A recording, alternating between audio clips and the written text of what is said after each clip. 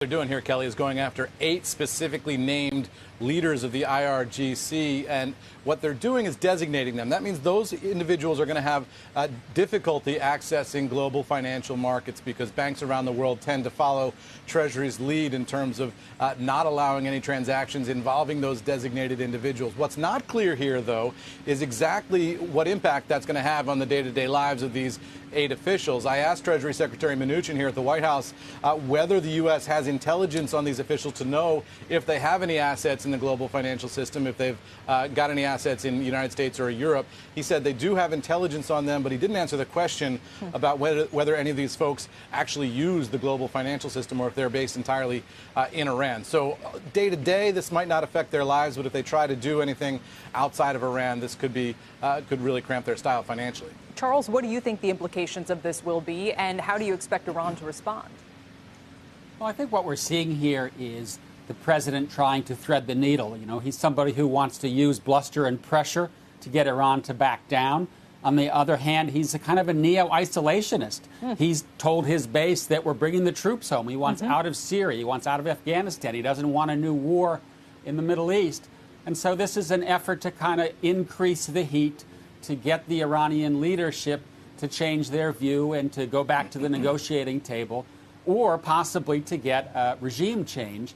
In general, I'm pretty skeptical that this is going to make a lot of difference. If you look at the Russia sanctions that the U.S. has imposed since the invasion of Ukraine in 2014, they've generally targeted key players, including the people around Putin.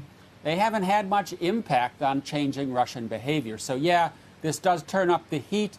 Do I expect big change? No, it is simply going to kind of escalate the situation. One would hope that behind the scenes, there is a conversation taking place between Charles, Washington and Tehran. I'm curious what you make of the sequence of events going back to April when the U.S. had tightened sanctions in the first place, and a lot of the activity that we've seen from Iran since is said to be in response. So, again, these were not U.S. ships even that they were targeting near the Strait of Hormuz. These were a lot of international assets. So are they going to continue that kind of behavior? And if so, what kind of response do you think would be appropriate?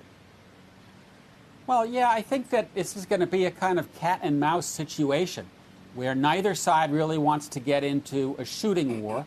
On the other hand, the Iranian leadership is under pressure to do something, which is my understanding as to why they tried to go after a couple of ships, maybe deliberately shot down the drone, although the reports that it was a mistake, not a clear decision from the leadership.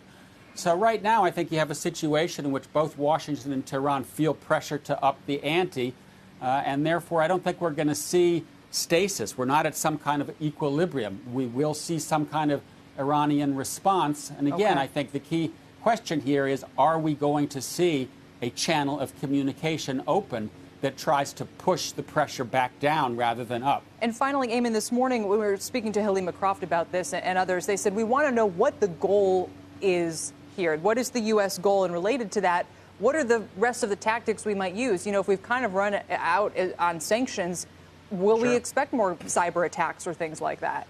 Sure, absolutely. And there are reports that the United States has done just that already. So, you know, the president said the goal here is to get the Iranians to stop engaging in these provocative acts and then also to stop funding terrorism around the world.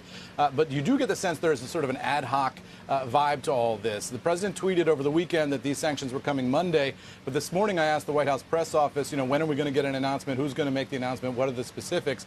And they said, oh, it's not coming from the White House. It's coming from Treasury. Don't worry. No announcement from here at the White House today. And then, you know, maybe 3 minutes later, they called the pool reporters into the Oval Office for an announcement by the president himself. So a lot of this is being done very, you know, on the fly in the moment. The president trying to reach for all the tools in his arsenal to put pressure on the Iranian regime as best he can. Yeah.